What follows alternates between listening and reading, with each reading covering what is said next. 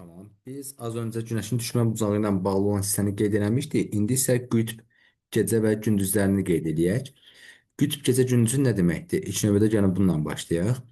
Qütb gecə gündüzü normal gecə gündüz uzunluğunun pozulmasıdır. Yəni bunu necə başa düşək biz indi? Məsələn biz Azərbaycanda yaşayırıq və normal olaraq səhərlər hava aydınlıq olur, gün işığı olur, gecələr isə belə deyək də hava qaranlıq olur, gecə olur, axşamlar. Və bu hər gün növbəti gün və hər dəfə təkrarlanır. Amma qütb gecə gündüz olan hissələr isə bu normal gecə gündüz növbələşməsi, pozulması bu hadisəsi baş verir. Misal, deyək ki, səhər-səhər hava aydınlıqdır. Okay, bu normaldır, amma gecə saat 12, 1-2 baxırsınız ki, yenə hava aydınlıqdır. Yəni hava qaralmayıb. Belə olan halda məsələn hava gecə saatlarında da aydınlıqsa buna deyilir qütb gündüzü və ya da tam tərsi qaranlıqdırsa buna isə qeyd olunur ki, qütb gecələri deyə. Yəni normal gecə gündüzün növbələşməsinin pozulması adlanır qütb gecə gündüzü. Buna nümunə olaraq bu şəkildə baxaq. Misal düşünək ki, 22 dekabr tarixində bizim günəşimiz cənub tropik xəttinin belə deyək də üzərində zenitdədir.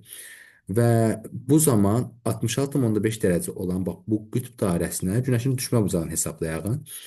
Biz görəcəyik ki, məsələn, şimal qütb dairəsi 66,5, günəş isə cənub tropikində 23,5-dədir. Bunlar arasında buradan bura məsafə, biri şimal, biri cənub olduğuna görə toplayırıq, edir 90 dərəcə. 90-dan da 90 çıxdıqda, 90 dərəcədən də 90 dərəcəni çıxdıqda alırıq ki, 0 dərəcə. Yəni bura günəşin düşmə bucağı yoxdur. Və bura günəşin düşmə bucağı olmadığı üçün burada bir gün qütb gecəsi müşahidə olunur. Yəni bir gün burada qütb gecəsi olur. O da nə zaman? 22 dekabr tarixində. Okey. Nəyə başa düşək? Qütb gecə gündüzləri yadda saxlayaq ki, bütün hər yerdə olmur. Yalnız 66,5, yəni qütb dairələri ilə bu 66 həm şimal, həm cənub qütbün arasında, yəni bu burada 90 dərəcəni qeyd eləyək. Qütbün arasında olan bu hissələrdən müşahidə olunur. Bu hissələrdən müşahidə olunur. Misal, onu da qeyd edək ki, məsələn, 66,5-də əgər bunun davam etmə müddəti bir gündürsə, misal, şimala doğru qalxırıqsa biz, məsələn, 70 dərəcə, 80 dərəcə enliklərə doğru, burada onun müddəti artır, məsələn, deyək 2 ay, burada olur 4 ay. Amma qütbün özündə isə, məsələn, sırf 90 dərəcənin özündə isə bu müddət 6 ay davam edir. Yəni 6 ay qütb gecələri, 6 ay isə qütb gündüzləri olur. Yəni bu həm şimal, eyni zamanda da cənub qütbü üçün də belə deyək də, bura üçün də aiddir həmçinin. Daha sonra nəzər salsaq, məsələn deyək ki, 22 dekabrda okey, bizim günəşimiz cənub tropikinin zenitdədir. 66,5-də əgər bir gün qütb gecəsi olursa, bəs qütb gündüzləri harda müşahidə olunur? Günəşin olduğu yarımkürədə. Məsələn, günəş cənub yarımkürəsində bizim burada çəkdiyimiz nümunədə. Demək ki, o burada da bir gün belə deyək də qütb gündüzləri gündüzləri müşahidə olunur deyə qeyd edə bilərik. Və eyni zamanda da burada 66,5 cənub qütb dairəsində bir gün qütb gündüzü olur. Burada isə qütbə doğru getdikcə məsələn burada 2 ay, burada 4 ay, qütbün özündə isə, cənub qütbündə isə 6 ay qütb gündüzü olur. Yəni diqqət etsək, cənub yarımkürəsində gündüzlər müşahidə olunduğu halda, şimal yarımkürəsində isə bu gecələr olaraq müşahidə olunur. Bura kimi olan isə məncə aydın oldu. İndi bir də bunu qeyd eləyək. Deyək ki, bizim günəşimiz məsələn 22 dekabr tarixində deyək ki, cənub tropikində zenitdədir və məsələn günəşimiz deyək ki, burdadır. İki məntəqə qeyd olunur. Məsələn deyək ki, Bakı burada 40 dərəcə şimal enliyində. Bir də məsələn Moskvanı götürək bu istiqamətdə.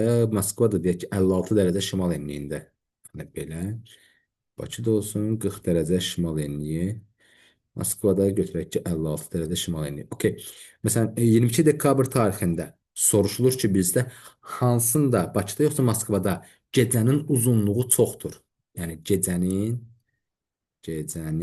uzunluğu.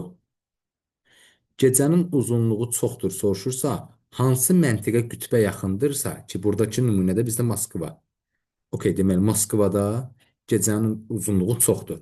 Tam tərsi, deyək ki, bizim günəşimiz cənub tropikində yox, şimal tropikində zenitdədir. Və bu zaman bizdən soruşulsa ki, gündüzün uzunluğu Uzunluğu. Hansı məntəqədə çoxdur? Yəni Bakıda yoxsa Moskvada? Yenə də cavabımız Moskvadır. Niyə? Çünki biz diqqət etsək, bir yaxud da nümunədə gördük ki, 66,5-dən biz 90 dərəcə qütbə doğru getdikcə bunların müddəti artırdı. Yəni buradan bu qənaətə gəlirik ki, hansı məntəqə qütbə yaxındırsa, orada qışda gecənin uzunluğu, yayda da gündüzün uzunluğu çox olur. Məncə rahat hətta saxlamaq olar. Hər ehtimal təkrar olaraq qeyd edeyim. Hansı məntəqə qütbə yaxındırsa, orada yayda gündüzün, qışda isə günəş mütəfəvvət əksər müşahidə olduqda isə gecənin uzunluğu çox olur deyə, uzun olur deyə qeyd edə bilərik. Daha sonra davam etsək, məsələn, burada gördüyümüz hissədə buna kimi həm birinci hissədə, həm də indi qeyd etdiyimiz hissə ilə bağlı olan ümumi məlumatlardır. Yəni günəş şimal tropiki ilə cənub tropiki arasında bu aralıqda zenitdə olur və günəş bu aralıqda 2 dəfə zenitdə olur. Şimal tropikində və cənub tropikində isə il ərzində yalnız bir dəfə zenitdə olur. Qütb gecə gündüzləri isə 66,5 dərəcəli enliklə 90 dərəcə enliyin arasında sırf yalnız bu hissələrdə müşahidə olunur. Digər məsəl üçün şimal qütb dairəsindən, yəni 66,5-dən cənub qütb dairəsinə kimi olan hissələrdə isə gecə gündüzün adi qaydada növbələşdiyini müşahidə edirik.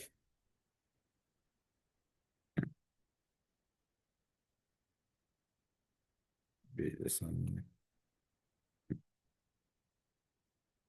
Bu hissələri silməyə çalışaq. Tamam. Ee, Daha sonra nəzər saldıqda, keçən növbəti slaydımıza. Məsələn, bu sualımıza nəzər saldıqda qeyd olunur ki, 22 iyun tarixində ən uzun gündüzlərin müşahidə olunduğu məntəqə. 22 iyun tarixində biz bilirik ki, bizim günəşimiz şimal tropikində, məhz burada zenitdədir və qeyd eləmişdik ki, hansı məntəqə qütbə yaxındırsa, orada da gündüz, yayda gündüzün, qışda da gecənin uzunluğu çox olur. Okey, günəş buradadır. Şimal yarımkürəsində yay fəslidir və 5 rəqəmi qütbə daha yaxındırsa, o deməkdir ki, ən uzun gündüzlər məhz müşahidə olunacaq 5-də. Daha sonra nəzər salsaq növbəti sualımıza. 22-nin də hansı məntəqədə gündüzün uzunluğu daha çoxdur? Yenə eyni qayda ilə bizim günəşimiz şimal tropikində zenitdədir. Yəni təxminən deyək ki, buralarda bir yerdədir. Bir də saniyə. Təxminən deyək ki, buralarda bir yerdədir. Yenə eyni qayda ilə gedir. Hansı məntəqədə gündüzün uzunluğu çoxdur? Qütbə ən yaxın olan A məntəqəsini qeyd edə bilərik. Gəlsək günəşin düşmə bucağına. Günəşin düşmə bucağı ilə bağlı bunu qeyd edək ki, ə, günəşin düşmə bucağına əsasən kölgə uzunluğunun dəyişməsini daha doğrusu. Qeyd edək ki, əgər günəşin düşmə bucağı 90 dərəcədirsə, kölgə olmur. Yəni misal götürək ki, məntəqə burdadır. Biz yəni lap götürək ki, biz bir insan burdadır və günəş düz başımızın üzərində zenitdədir. Bu zaman bura günəşin düşmə bucağı 90 dərəcə olur və kölgə olmur.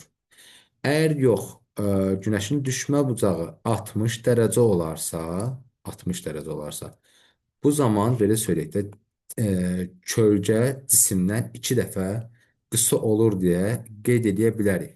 Misal günəşimiz burada yox da, burada olsa deyək ki, və bizə düşmə bucağı 60 dərəcə olarsa, bizim kölgəmiz, məsələn, belə özümüzdən 2 dəfə qısa, yəni belə bir şey olar. Yox, əgər bu 45 dərəcə olarsa günəşin düşmə bucağı, bu zaman eyni uzunluqda olar. Məsələn, götürək ki, 1 metr dirəyimizdirsə və günəş buradan vurursa əgər 45 dərəcə bucaq altında. Elə bizim kölgəmiz də dirəyin özü boyutda olar. Yox, əgər 30 dərəcə bucaq altında düşərsə, belə söyləyək. Əgər günəşin düşmə bucağı 30 dərəcə olarsa, o zaman kölgəmiz cisimdən belə söyləyək, təxminən 2 dəfə uzun olar deyə qeyd edə bilərik. İndi bu hissələrlə bağlı bəzi tapşırıqları nəzər salaq.